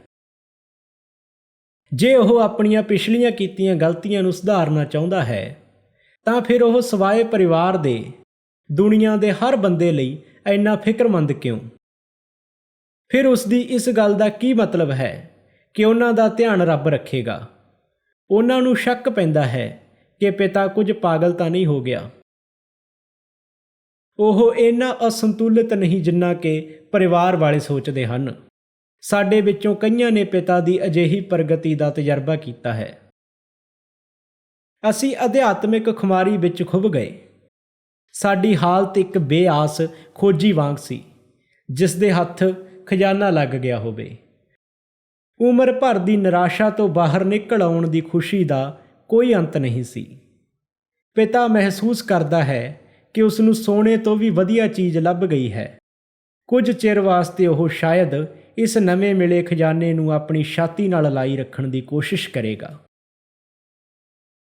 ਉਸ ਨੂੰ ਸ਼ਾਇਦ ਇੱਕਦਮ ਇਹ ਪਤਾ ਚੱਲੇ ਕਿ ਉਸਨੇ ਹਾਲੇ ਬੇਅੰਤ ਖਜ਼ਾਨੇ ਨੂੰ ਸਿਰਫ ਖਰੀਦਿਆ ਹੀ ਹੈ, ਜਿਸ ਦਾ ਲਾਭ ਤਾਂ ਹੀ ਹੋਵੇਗਾ ਜੇ ਉਹ ਆਪਣੀ ਬਾਕੀ ਦੀ ਸਾਰੀ ਜ਼ਿੰਦਗੀ ਉਸ ਨੂੰ ਖੋਜਦਾ ਰਹੇ ਅਤੇ ਪ੍ਰਾਪਤ ਹੋਏ ਸਭ ਕੁਝ ਨੂੰ ਵੰਡਣ 'ਤੇ ਜ਼ੋਰ ਦੇਈ ਰੱਖੇ। ਜੇ ਪਰਿਵਾਰ ਸਹਿਯੋਗ ਦੇਵੇ ਤਾਂ ਪਿਤਾ ਜਲਦੀ ਸਮਝ ਲਵੇਗਾ ਕਿ ਉਹ ਕੀਮਤਾਂ ਕਦਰਾਂ ਨੂੰ ਸਹੀ ਮਾਨਤਾ ਨਾ ਦੇ ਪਾਉਣ ਦਾ ਸ਼ਿਕਾਰ ਹੈ। ਉਹ ਸਮਝ ਲਵੇਗਾ ਕਿ ਉਸ ਦਾ ਅਧਿਆਤਮਿਕ ਵਿਕਾਸ ਇੱਕ ਪਾਸੇ ਝੁਕਿਆ ਹੋਇਆ ਹੈ, ਕਿ ਉਸ ਵਰਗੇ ਇੱਕ ਸਧਾਰਨ ਆਦਮੀ ਲਈ ਉਹ ਅਧਿਆਤਮਿਕ ਜੀਵਨ ਜਿਸ ਵਿੱਚ ਉਸ ਦੀਆਂ ਪਰਿਵਾਰਕ ਜ਼ਿੰਮੇਵਾਰੀਆਂ ਸ਼ਾਮਲ ਨਾ ਹੋਣ, ਆਖਰਕਾਰ ਕਿੰਨਾ ਸੰਪੂਰਨ ਹੋ ਸਕਦਾ ਹੈ। ਜੇਕਰ ਪਰਿਵਾਰ ਇਸ ਗੱਲ ਨੂੰ ਸਵੀਕਾਰ ਕਰ ਲਏ ਕਿ ਪਿਤਾ ਦਾ ਮੌਜੂਦਾ ਵਿਵਹਾਰ ਉਸ ਦੇ ਵਿਕਾਸ ਦਾ ਹੀ ਇੱਕ ਪਹਿਲੂ ਹੈ, ਤਾਂ ਸਭ ਕੁਝ ਠੀਕ ਹੋ ਜਾਵੇਗਾ। ਇੱਕ ਸਮਝਦਾਰ ਅਤੇ ਹਮਦਰਦ ਪਰਿਵਾਰ ਦੇ ਸਹਿਯੋਗ ਨਾਲ ਪਿਤਾ ਦੇ ਅਧਿਆਤਮਿਕ ਤਜਰਬੇ ਦੀ ਸ਼ੁਰੂਆਤ ਵਿੱਚ ਆਉਣ ਵਾਲੀ ਹਲਚਲ ਛੇਤੀ ਹੀ ਠੀਕ ਹੋ ਜਾਵੇਗੀ। ਜੇ ਪਰਿਵਾਰ ਨਿੰਦਾ ਅਤੇ ਆਲੋਚਨਾ ਕਰੇ ਤਾਂ ਇਸ ਤੋਂ ਉਲਟ ਵੀ ਹੋ ਸਕਦਾ ਹੈ।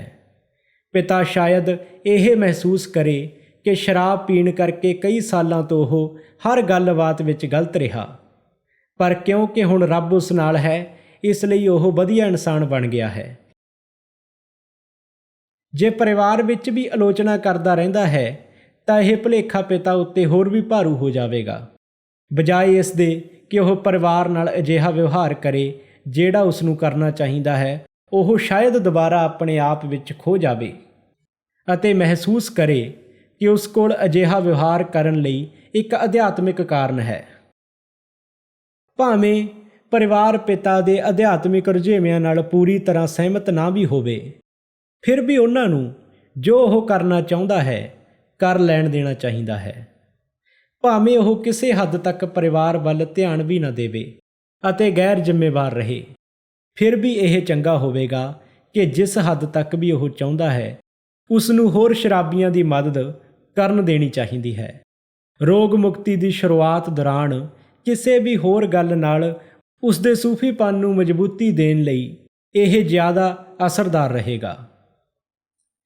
ਭਾਵੇਂ ਉਸ ਦੇ ਕੁਝ ਵਿਚਾਰ ਚੁਕਾ ਦੇਣ ਵਾਲੇ ਅਤੇ ਨਾ ਮੰਨੇ ਜਾਣ ਵਾਲੇ ਹੋਣ, ਅਸੀਂ ਇਹ ਸੋਚਦੇ ਹਾਂ ਕਿ ਪਿਤਾ ਉਸ ਵਿਅਕਤੀ ਨਾਲੋਂ ਜ਼ਿਆਦਾ ਅਧਿਆਤਮਿਕ ਵਿਕਾਸ ਦੀ ਬਜਾਏ ਵਪਾਰ ਜਾਂ ਪੇਸ਼ੇਵਰ ਸਫਲਤਾ ਨੂੰ ਮੁੱਖ ਰੱਖਦਾ ਹੈ, ਜ਼ਿਆਦਾ ਪੱਕੇ ਆਧਾਰ 'ਤੇ ਹੋਵੇਗਾ। ਉਸ ਦੇ ਦੁਬਾਰਾ ਪੀਣ ਦੇ ਆਸਾਰ ਘੱਟ ਹੋਣਗੇ ਅਤੇ ਪੀਣ ਤੋਂ ਇਲਾਵਾ ਕੁਝ ਵੀ ਕਰਨਾ ਬਿਹਤਰ ਹੈ। ਸਾਡੇ ਵਿੱਚੋਂ ਜਿਨ੍ਹਾਂ ਨੇ ਕਲਪਨਿਕ ਅਧਿਆਤਮਿਕ ਦੁਨੀਆ ਵਿੱਚ ਕਾਫੀ ਸਮਾਂ ਬਿਤਾਇਆ ਹੈ, ਆਖਰਕਾਰ ਇਸ ਦਾ ਬਚਕਾਣਾਪਣ ਸਮਝਿਆ। ਸਾਡੀ ਜ਼ਿੰਦਗੀ ਵਿੱਚ ਇਸ ਖਿਆਲੀ ਦੁਨੀਆ ਦੀ ਜਗ੍ਹਾ ਹੁਣ ਇੱਕ ਉਦੇਸ਼ ਦੀ ਖਾਸ ਭਾਵਨਾ ਨੇ ਲੈ ਲਈ ਹੈ, ਜਿਸ ਨਾਲ ਰੱਬ ਦੀ ਸ਼ਕਤੀ ਦੀ ਵੱਧਦੀ ਹੋਈ ਸੁਚੇਤਤਾ ਜੁੜੀ ਹੋਈ ਹੈ। ਸਾਨੂੰ ਯਕੀਨ ਹੋਣ ਲੱਗ ਪਿਆ ਹੈ ਕਿ ਰੱਬ ਇਹ ਚਾਹੇਗਾ ਕਿ ਅਸੀਂ ਉਸ ਦੇ ਸੁਚੇਤ ਸੰਪਰਕ ਵਿੱਚ ਰਹੀਏ, ਪਰ ਆਪਣੀ ਅਸਲੀਅਤ ਨੂੰ ਚੰਗੀ ਤਰ੍ਹਾਂ ਯਾਦ ਰੱਖਦਿਆਂ ਹੋਇਆਂ। ਇੱਥੇ ਹੀ ਸਾਡੇ ਹਮਸਫ਼ਰ ਹਨ ਅਤੇ ਇੱਥੇ ਹੀ ਅਸੀਂ ਕੰਮ ਕਰਨਾ ਹੈ। ਸਾਡੇ ਲਈ ਇਹੀ ਅਸਲੀਅਤਾਂ ਹਨ। ਅਸੀਂ ਇਹ ਪਾਇਆ ਹੈ ਕਿ ਸ਼ਕਤੀਸ਼ਾਲੀ ਅਧਿਆਤਮਿਕ ਤਜਰਬੇ ਅਤੇ ਇੱਕ ਸਮਝਦਾਰ ਅਤੇ ਖੁਸ਼ਹਾਲ ਉਪਯੋਗੀ ਜ਼ਿੰਦਗੀ ਵਿੱਚ ਕੋਈ ਫਰਕ ਨਹੀਂ। ਇੱਕ ਹੋਰ ਸੁਝਾਓ, ਪਰਿਵਾਰ ਦੇ ਮੈਂਬਰਾਂ ਦੀਆਂ ਅਧਿਆਤਮਿਕ ਧਾਰਨਾਵਾਂ ਭਾਵੇਂ ਹੋਣ ਜਾਂ ਨਾ, ਉਹ ਸ਼ਾਇਦ ਇਹਨਾਂ ਸਿਧਾਂਤਾਂ ਦੀ ਪੜਤਾਲ ਕਰਕੇ ਚੰਗਾ ਹੀ ਕਰਨਗੇ ਜਿਨ੍ਹਾਂ 'ਤੇ ਸ਼ਰਾਬੀ ਜਿਉਣ ਦੀ ਕੋਸ਼ਿਸ਼ ਕਰ ਰਿਹਾ ਹੈ। ਉਹ ਇਹਨਾਂ ਸਧਾਰਨ ਸਿਧਾਂਤਾਂ ਨੂੰ ਮਾਨਤਾ ਦੇਣ ਵਿੱਚ ਅਸਫਲ ਨਹੀਂ ਹੋ ਸਕਦੇ, ਭਾਵੇਂ ਘਰ ਦਾ ਮੁਖੀ ਅਜੇ ਵੀ ਉਹਨਾਂ ਸਿਧਾਂਤਾਂ 'ਤੇ ਚੱਲਣ ਵਿੱਚ ਅਸਮਰੱਥ ਹੋਵੇ। ਉਸ ਆਦਮੀ ਨੂੰ ਜਿਹੜਾ ਅਧਿਆਤਮਿਕ ਲੀਹਾਂ 'ਤੇ ਚੱਲਣ ਦੀ ਕੋਸ਼ਿਸ਼ ਕਰ ਰਿਹਾ ਹੈ, ਸਭ ਤੋਂ ਜ਼ਿਆਦਾ ਸਹਾਇਤਾ ਪਤਨੀ ਤੋਂ ਹੀ ਮਿਲਦੀ ਹੈ, ਜੋ ਕਿ ਸਮਝਦਾਰੀ ਨਾਲ ਅਧਿਆਤਮਿਕ ਪ੍ਰੋਗਰਾਮ ਨੂੰ ਬਿਹਤਰੀ ਨਾਲ ਅਮਲ ਵਿੱਚ ਲਿਆ ਰਹੀ ਹੁੰਦੀ ਹੈ। ਘਰੇਲੂ ਜ਼ਿੰਦਗੀ ਵਿੱਚ ਹੋਰ ਵੀ ਮਹੱਤਵਪੂਰਨ ਬਦਲਾਅ ਆਉਣਗੇ। ਸ਼ਰਾਬ ਨੇ ਪਿਤਾ ਨੂੰ ਕਈ ਸਾਲਾਂ ਤੋਂ ਇੰਨਾ ਨਕਾਰਾ ਬਣਾਇਆ ਹੋਇਆ ਸੀ ਕਿ ਮਾਂ ਨੂੰ ਘਰ ਦੀ ਮੁਖੀ ਬਣਨਾ ਪਿਆ। ਉਸਨੇ ਇਹਨਾਂ ਜ਼ਿੰਮੇਵਾਰੀਆਂ ਨੂੰ ਹੌਸਲੇ ਨਾਲ ਨਿਭਾਇਆ। ਹਾਲਾਤ ਦੀ ਮਜਬੂਰੀ ਕਰਕੇ ਉਸ ਨੂੰ ਅਕਸਰ ਪਿਤਾ ਨਾਲ ਇੰਜ ਵਿਵਹਾਰ ਕਰਨਾ ਪਿਆ ਜਿਵੇਂ ਇੱਕ ਬਿਮਾਰ ਜਾਂ ਵਿਗੜੇ ਹੋਏ ਬੱਚੇ ਨਾਲ ਕਰਨਾ ਪੈਂਦਾ ਹੈ। ਪਿਤਾ ਆਪਣੀ ਹੋਂਦ ਨੂੰ ਸਾਬਤ ਕਰਨ ਦੀ ਇੱਛਾ ਹੋਣ ਬਾਵਜੂਦ ਵੀ ਇੰਜ ਨਹੀਂ ਕਰ ਪਾਇਆ, ਕਿਉਂਕਿ ਉਸ ਦੀ ਸ਼ਰਾਬ ਨੇ ਉਸ ਨੂੰ ਲਗਾਤਾਰ ਗਲਤ ਸਾਬਤ ਕੀਤਾ ਹੋਇਆ ਸੀ। ਮਾਂ ਹੀ ਸਾਰੀਆਂ ਯੋਜਨਾਵਾਂ ਬਣਾਉਂਦੀ ਅਤੇ ਨਿਰਦੇਸ਼ ਦਿੰਦੀ ਸੀ। ਜਦੋਂ ਵੀ ਪਿਤਾ ਸੋਫੀ ਹੁੰਦਾ, ਉਹ ਆਮ ਤੌਰ 'ਤੇ ਇਹਨਾਂ ਨੂੰ ਮੰਨ ਲੈਂਦਾ। ਆਪਣਾ ਕੋਈ ਕਸੂਰ ਨਾ ਹੁੰਦਿਆਂ ਹੋਇਆਂ ਵੀ ਮਾਤਾ ਨੂੰ ਘਰ ਦੀ ਜ਼ਿੰਮੇਵਾਰੀ ਚੁੱਕਣ ਦੀ ਆਦਤ ਪੈ ਗਈ। ਪਿਤਾ ਅਚਾਨਕ ਜ਼ਿੰਦਗੀ ਵਿੱਚ ਸਰਗਰਮ ਹੋਣ ਤੋਂ ਬਾਅਦ ਆਮ ਤੌਰ 'ਤੇ ਆਪਣਾ ਅਧਿਕਾਰ ਜਮਾਉਣਾ ਸ਼ੁਰੂ ਕਰ ਦਿੰਦਾ ਹੈ। ਜਦੋਂ ਤੱਕ ਪਰਿਵਾਰ ਇਸ ਤਰ੍ਹਾਂ ਦੇ ਰਵੱਈਏ ਨੂੰ ਨਜ਼ਰ-ਅੰਦਾਜ਼ ਕਰਕੇ ਇਹਨਾਂ ਬਾਰੇ ਇੱਕ ਦੋਸਤਾਨਾ ਰਾਜ਼ੀਨਾਮਾ ਨਹੀਂ ਕਰਦਾ, ਉਦੋਂ ਤੱਕ ਪਰਿਵਾਰ ਵਿੱਚ ਸਮੱਸਿਆ ਬਣੀ ਰਹੇਗੀ। ਸ਼ਰਾਬ ਜ਼ਿਆਦਾਤਰ ਕਈ ਘਰਾਂ ਨੂੰ ਬਾਹਰਲੀ ਦੁਨੀਆ ਤੋਂ ਅਲੱਗ-ਥਲੱਗ ਕਰ ਦਿੰਦੀ ਹੈ। ਹੋ ਸਕਦਾ ਹੈ ਪਿਤਾ ਪਿਛਲੇ ਕਈ ਸਾਲਾਂ ਤੋਂ ਆਮ ਗਤੀਵਿਧੀਆਂ ਜਿਵੇਂ ਕਿ ਕਲੱਬ ਜਾਣਾ, ਨਾਗਰਿਕ ਜ਼ਿੰਮੇਵਾਰੀਆਂ ਅਤੇ ਖੇਡਾਂ ਆਦਿ ਤੋਂ ਦੂਰ ਰਿਹਾ ਹੈ। ਜਦੋਂ ਇਹਨਾਂ ਚੀਜ਼ਾਂ ਵਿੱਚ ਉਹ ਦੁਬਾਰਾ ਰੁਚੀ ਵਿਖਾਉਂਦਾ ਹੈ ਤਾਂ ਸ਼ਾਇਦ ਈਰਖਾ ਦੀ ਭਾਵਨਾ ਜਾਗ ਪਵੇ। ਪਰਿਵਾਰ ਸ਼ਾਇਦ ਇਹ ਮਹਿਸੂਸ ਕਰੇ ਕਿ ਪਿਤਾ 'ਤੇ ਸਿਰਫ ਉਹਨਾਂ ਦਾ ਹੀ ਅਧਿਕਾਰ ਹੈ, ਇੰਨਾ ਜ਼ਿਆਦਾ ਕਿ ਬਾਹਰਲਿਆਂ ਦਾ ਉਸ 'ਤੇ ਕੋਈ ਹੱਕ ਨਹੀਂ ਹੋ ਸਕਦਾ। ਬਜਾਏ ਇਸ ਦੇ ਕਿ ਉਹ ਆਪਣੇ ਲਈ ਰੁਝੇਵੇਂ ਦੇ ਨਵੇਂ ਢੰਗ ਦਾ ਵਿਕਾਸ ਕਰਨ, ਮਾਂ ਅਤੇ ਬੱਚੇ ਪਿਛਲੀ ਘਾਟ ਦੀ ਪੂਰਤੀ ਲਈ ਇਹ ਮੰਗ ਕਰਦੇ ਹਨ ਕਿ ਪਿਤਾ ਘਰ ਹੀ ਰਹੇ। ਸ਼ੁਰੂ ਵਿੱਚ ਹੀ ਪਤੀ ਪਤਨੀ ਨੂੰ ਇਸ ਤੱਥ ਨੂੰ ਸਪਸ਼ਟ ਰੂਪ ਵਿੱਚ ਮੰਨਣਾ ਪਵੇਗਾ ਕਿ ਜੇ ਪਰਿਵਾਰ ਨੇ ਨਵੀਂ ਜ਼ਿੰਦਗੀ ਵਿੱਚ ਕੋਈ ਠੋਸ ਯੋਗਦਾਨ ਦੇਣਾ ਹੈ ਤਾਂ ਹਰੇਕ ਨੂੰ ਕਿਤੇ ਨਾ ਕਿਤੇ ਝੁਕਣਾ ਹੀ ਪਵੇਗਾ। ਪਿਤਾ ਨੂੰ ਦੂਸਰੇ ਸ਼ਰਾਬੀਆਂ ਨਾਲ ਕਾਫੀ ਸਮਾਂ ਬਿਤਾਉਣਾ ਹੀ ਪਵੇਗਾ, ਪਰ ਇਹ ਕਾਰਵਾਈ ਸੰਤੁਲਿਤ ਹੋਣੀ ਚਾਹੀਦੀ ਹੈ। ਹੋ ਸਕਦਾ ਹੈ ਉਸ ਨੂੰ ਉਹਨਾਂ ਲੋਕਾਂ ਜਿਨ੍ਹਾਂ ਨੂੰ ਸ਼ਰਾਬੀਪਣ ਬਾਰੇ ਕੁਝ ਵੀ ਨਹੀਂ ਪਤਾ ਨਾਲ ਜਾਣ ਪਹਿਚਾਣ ਬਣਾਉਣੀ ਪਵੇ ਅਤੇ ਉਹਨਾਂ ਦੀਆਂ ਜ਼ਰੂਰਤਾਂ ਬਾਰੇ ਸੋਚ ਸਮਝ ਨਾਲ ਧਿਆਨ ਦੇਣਾ ਪਵੇ। ਹੋ ਸਕਦਾ ਹੈ ਬਰਾਦਰੀ ਦੀਆਂ ਸਮੱਸਿਆਵਾਂ ਵੱਲ ਵੀ ਧਿਆਨ ਦੇਣਾ ਪਵੇ। ਭਾਵੇਂ ਪਰਿਵਾਰ ਦਾ ਕਿਸੇ ਧਾਰਮਿਕ ਸੰਸਥਾ ਨਾਲ ਕੋਈ ਸੰਬੰਧ ਨਾ ਰਿਹਾ ਹੋਵੇ, ਉਹ ਸ਼ਾਇਦ ਕਿਸੇ ਧਾਰਮਿਕ ਸੰਸਥਾ ਨਾਲ ਸੰਬੰਧਿਤ ਹੋਣ ਦੇ ਜਾਂ ਉਸ ਦੇ ਸਦੱਸ ਬਣਨ ਦੇ ਇਛੁਕ ਹੋ ਜਾਣ। ਉਹਨਾਂ ਸ਼ਰਾਬੀਆਂ ਨੂੰ ਜਿਨ੍ਹਾਂ ਨੇ ਧਾਰਮਿਕ ਲੋਕਾਂ ਦਾ ਮਜ਼ਾਕ ਉਡਾਇਆ ਸੀ, ਅਜਿਹੇ ਲੋਕਾਂ ਦੀ ਮਦਦ ਮਿਲੇਗੀ। ਇੱਕ ਅਧਿਆਤਮਿਕ ਤਜਰਬਾ ਹੋਣ ਬਾਅਦ ਸ਼ਰਾਬੀ ਮਹਿਸੂਸ ਕਰੇਗਾ ਕਿ ਉਸ ਦੀ ਇਹਨਾਂ ਲੋਕਾਂ ਦੇ ਵਿਚਾਰਾਂ ਨਾਲ ਕਾਫੀ ਸਾਂਝ ਹੈ, ਭਾਵੇਂ ਕਈ ਗੱਲਾਂ ਵਿੱਚ ਉਹ ਉਹਨਾਂ ਨਾਲ ਸਹਿਮਤ ਨਾ ਹੋਵੇ। ਜੇ ਉਹ ਧਰਮ ਬਾਰੇ ਬਹਿਸ ਨਹੀਂ ਕਰਦਾ ਤਾਂ ਉਹ ਨਵੇਂ ਦੋਸਤ ਬਣਾ ਲਏਗਾ ਅਤੇ ਨਿਸ਼ਚਿਤ ਹੀ ਉਹ ਉਪਯੋਗੀ ਹੋਣ ਅਤੇ ਖੁਸ਼ੀਆਂ ਦੇ ਕਈ ਨਵੇਂ ਰਾਹ ਲੱਭ ਲਵੇਗਾ। ਅਜਿਹੇ ਇਕੱਠਾਂ ਵਿੱਚ ਉਹ ਅਤੇ ਉਸ ਦਾ ਪਰਿਵਾਰ ਉੱਭਰ ਕੇ ਸਾਹਮਣੇ ਆਵੇਗਾ। ਉਹਨਾਂ ਪਾਦਰੀਆਂ, ਧਰਮ ਗੁਰੂਆਂ ਜਾਂ ਰੱਬੀ ਲੋਕਾਂ ਜਿਨ੍ਹਾਂ ਨੇ ਇਸ ਦੁਖੀ ਦੁਨੀਆ ਦੀ ਸੇਵਾ ਕਰਨ ਲਈ ਸਭ ਕੁਝ ਦੇ ਦਿੱਤਾ ਹੈ, ਉਹਨਾਂ ਲਈ ਸ਼ਾਇਦ ਇਹ ਸ਼ਰਾਬੀ ਉਮੀਦ ਅਤੇ ਨਵਾਂ ਜੋਸ਼ ਜਗਾ ਦੇਵੇ। ਸਾਡਾ ਭਾਵ ਇਹ ਸਭ ਸਿਰਫ ਇੱਕ ਲਾਭਕਾਰੀ ਸੁਝਾਅ ਵਜੋਂ ਦੱਸਣਾ ਹੈ। ਜਿੱਥੇ ਤੱਕ ਸਾਡਾ ਸੰਬੰਧ ਹੈ, ਇਹ ਕਰਨਾ ਜ਼ਰੂਰੀ ਨਹੀਂ। ਸਾਡੇ ਵਰਗੇ ਜਿਨ੍ਹਾਂ ਦਾ ਕਿਸੇ ਫਿਰਕੇ ਨਾਲ ਸੰਬੰਧ ਨਹੀਂ, ਉਹ ਦੂਸਰਿਆਂ ਦਾ ਮਨ ਅਜਿਹੀਆਂ ਗੱਲਾਂ ਵੱਲ ਨਹੀਂ ਮੋੜ ਸਕਦੇ। ਹਰ ਇੱਕ ਨੂੰ ਆਪਣੀ ਹੀ ਆਤਮਾ ਦੀ ਆਵਾਜ਼ ਸੁਣਨੀ ਚਾਹੀਦੀ ਹੈ। ਅਸੀਂ ਤੁਹਾਡੇ ਨਾਲ ਕਦੇ ਗੰਭੀਰ ਅਤੇ ਕਦੇ ਦੁੱਖ ਭਰੀਆਂ ਗੱਲਾਂ ਕਰਦੇ ਰਹੇ ਹਾਂ। ਅਸੀਂ ਸ਼ਰਾਬ ਨਾਲ ਸੰਬੰਧਿਤ ਸਭ ਤੋਂ ਭੈੜੇ ਪਹਿਲੂ ਬਾਰੇ ਦੱਸਦੇ ਆਏ ਹਾਂ, ਪਰ ਅਸੀਂ ਨਿਰਾਸ਼ ਲੋਕ ਨਹੀਂ ਹਾਂ। ਜੇ ਨਵੇਂ ਸਦੱਸ ਸਾਡੇ ਜੀਵਨ ਵਿੱਚ ਖੁਸ਼ੀ ਜਾਂ ਮਜ਼ਾ ਨਾ ਵੇਖਦੇ ਤਾਂ ਉਹ ਇਹ ਸਭ ਕੁਝ ਨਹੀਂ ਚਾਹੁਣਗੇ।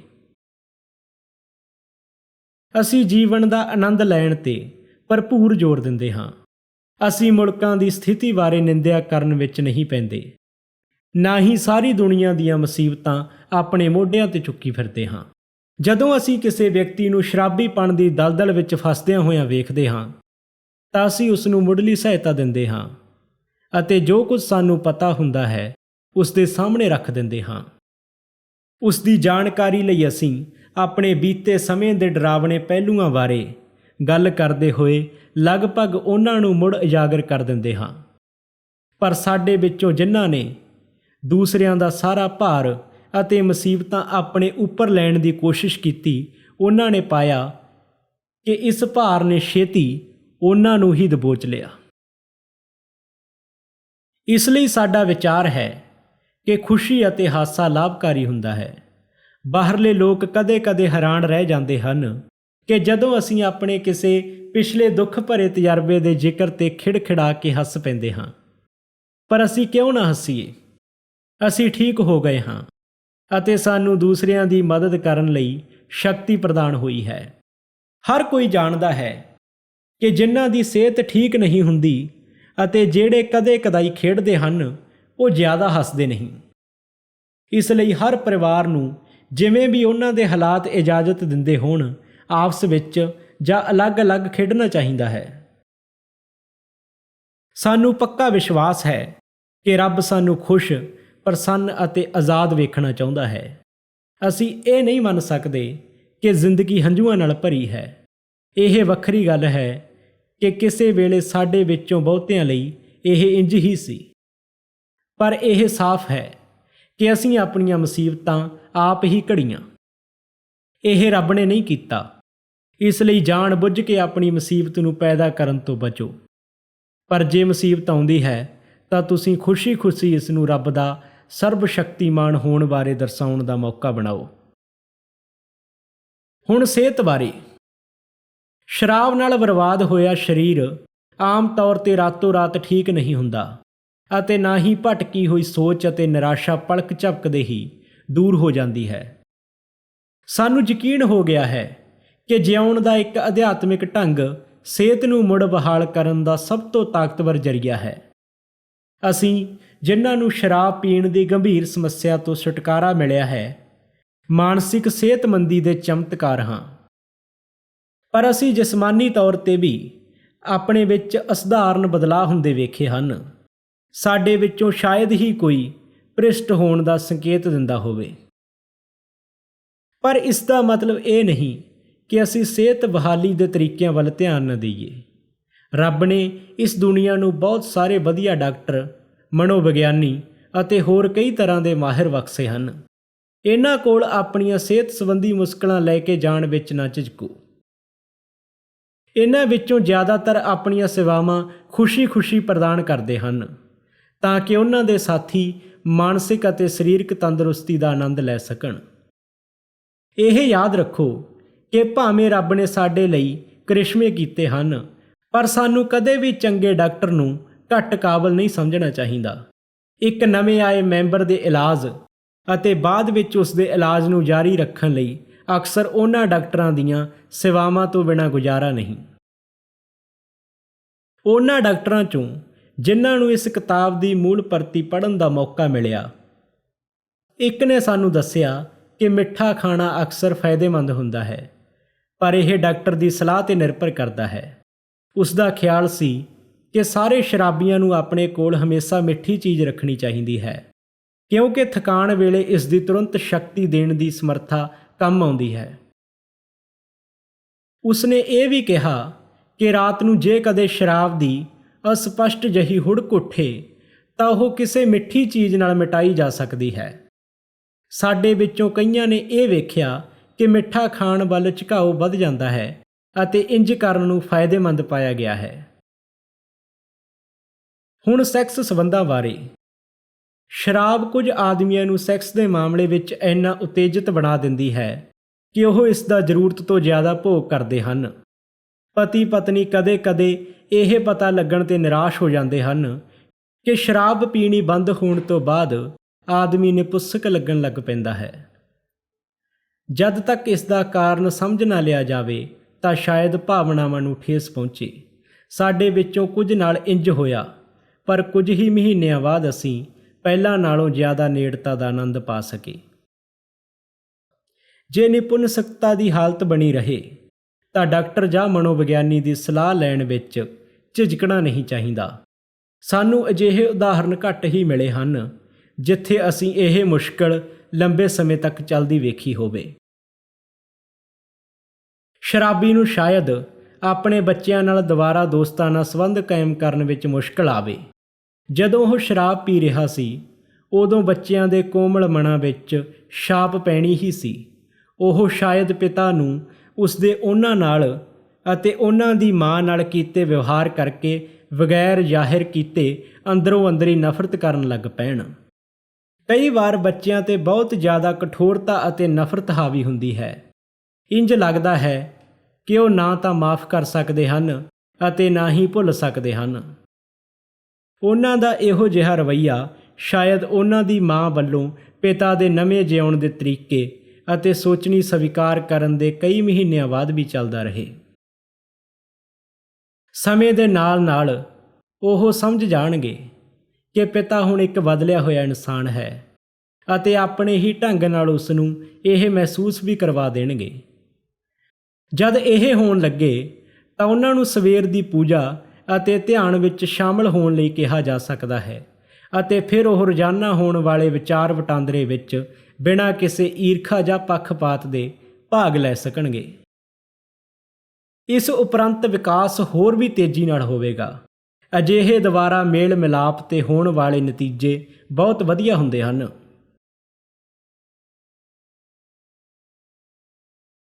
ਪਰਿਵਾਰ ਭਾਵੇਂ ਅਧਿਆਤਮਿਕ ਜੀਵਨ ਨੂੰ ਅਪਣਾਏ ਜਾਂ ਨਾ, ਪਰ ਸ਼ਰਾਬੀ ਨੂੰ ਇਹ ਜੀਵਨ ਅਪਣਾਉਣਾ ਹੀ ਪਵੇਗਾ ਜੇ ਉਸਨੇ ਠੀਕ ਹੋਣਾ ਹੈ। ਇਹ ਜ਼ਰੂਰੀ ਹੈ ਕਿ ਦੂਜਿਆਂ ਨੂੰ ਉਸ ਦੀ ਨਵੀਂ ਸਥਿਤੀ ਬਾਰੇ ਬਿਨਾਂ ਕਿਸੇ ਸ਼ੱਕ ਦੇ ਯਕੀਨ ਹੋਵੇ। ਇੱਕ ਸ਼ਰਾਬੀ ਨਾਲ ਰਹਿ ਚੁੱਕੇ ਪਰਿਵਾਰਾਂ ਨੂੰ ਇਹ ਸਭ ਕੁਝ ਵੇਖ ਕੇ ਹੀ ਯਕੀਨ ਹੋ ਸਕਦਾ ਹੈ। ਗੌਰ ਕਰਨਯੋਗ ਇੱਕ ਕੇਸ ਹੈ। ਸਾਡਾ ਇੱਕ ਦੋਸਤ ਬਹੁਤ ਜ਼ਿਆਦਾ ਸਿਗਰਟਾਂ ਅਤੇ ਕੌਫੀ ਪੀਂਦਾ ਸੀ। ਇਸ ਵਿੱਚ ਕੋਈ ਸ਼ੱਕ ਨਹੀਂ ਕਿ ਉਸ ਨੂੰ ਇਸ ਦੀ ਬਹੁਤ ਆਦਤ ਸੀ। ਇਹ ਵੇਖਦੇ ਹੋਏ ਮਦਦ ਕਰਨ ਦੀ ਭਾਵਨਾ ਨਾਲ ਉਸ ਦੀ ਪਤਨੀ ਨੇ ਉਸ ਨੂੰ ਚੇਤਾਵਨੀ ਦੇਣਾ ਸ਼ੁਰੂ ਕਰ ਦਿੱਤਾ। ਉਹ ਮੰਨਦਾ ਸੀ ਕਿ ਉਹ ਇਹਨਾਂ ਚੀਜ਼ਾਂ ਦਾ ਜ਼ਿਆਦਾ ਇਸਤੇਮਾਲ ਕਰ ਰਿਹਾ ਹੈ, ਪਰ ਉਸਨੇ ਸਪਸ਼ਟ ਕਿਹਾ ਕਿ ਉਹ ਇਹਨਾਂ ਨੂੰ ਛੱਡਣ ਲਈ ਤਿਆਰ ਨਹੀਂ। ਉਸ ਦੀ ਪਤਨੀ ਉਹਨਾਂ ਲੋਕਾਂ ਵਿੱਚੋਂ ਸੀ ਜਿਹੜੇ ਇਹਨਾਂ ਚੀਜ਼ਾਂ ਦੇ ਇਸਤੇਮਾਲ ਨੂੰ ਪਾਪ ਸਮਝਦੇ ਹਨ।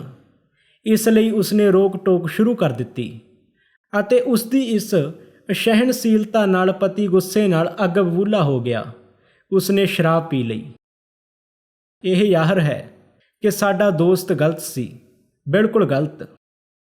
ਉਸ ਨੂੰ ਇਹ ਖੇਦ ਨਾਲ ਸਵੀਕਾਰ ਕਰਨਾ ਪਿਆ ਅਤੇ ਆਪਣੇ ਅਧਿਆਤਮਿਕ ਦਾਇਰੇ ਨੂੰ ਮਜ਼ਬੂਤ ਕਰਨਾ ਪਿਆ। ਭਾਵੇਂ ਉਹ ਅਲਕੋਹਲਿਕਸ ਅਨੋਨੀਮਸ ਦਾ ਇੱਕ ਸਰਗਰਮ ਸਦੱਸ ਹੈ, ਉਹ ਹਜੇ ਵੀ ਸਿਗਰਟ ਅਤੇ ਕੌਫੀ ਪੀਂਦਾ ਹੈ, ਪਰ ਉਸ ਦੀ ਪਤਨੀ ਜਾਂ ਕੋਈ ਹੋਰ ਉਸ ਦੇ ਇੰਜ ਕਰਨ ਬਾਰੇ ਟਿੱਪਣੀ ਨਹੀਂ ਕਰਦਾ। ਉਸ ਦੀ ਪਤਨੀ ਸਮਝਦੀ ਹੈ ਕਿ ਜਦੋਂ ਉਸ ਦੇ ਪਤੀ ਦੀਆਂ ਜ਼ਿਆਦਾ ਗੰਭੀਰ ਬਿਮਾਰੀਆਂ ਛੇਤੀ ਠੀਕ ਹੋ ਰਹੀਆਂ ਸਨ, ਉਸ ਦਾ ਉਦੋਂ ਅਜਿਹੀ ਗੱਲ ਲਈ ਵੇਖੇੜਾ ਖੜਾ ਕਰਨਾ ਗਲਤ ਸੀ। ਅਸੀਂ 3 ਛੋਟੇ ਆਦਰਸ਼ ਵਾਕ ਸੁਝਾਉਂਦੇ ਹਾਂ ਜੋ ਇੰਜ ਹਨ। ਜ਼ਰੂਰੀ ਚੀਜ਼ ਪਹਿਲਾਂ, ਜੀਓ ਅਤੇ ਜਿਉਣ ਦਿਓ, ਸਹਿਜ ਸੁਭਾਓ, ਜੋ ਹੋ ਸਕੇ ਉਹ ਚੰਗਾ ਹੈ।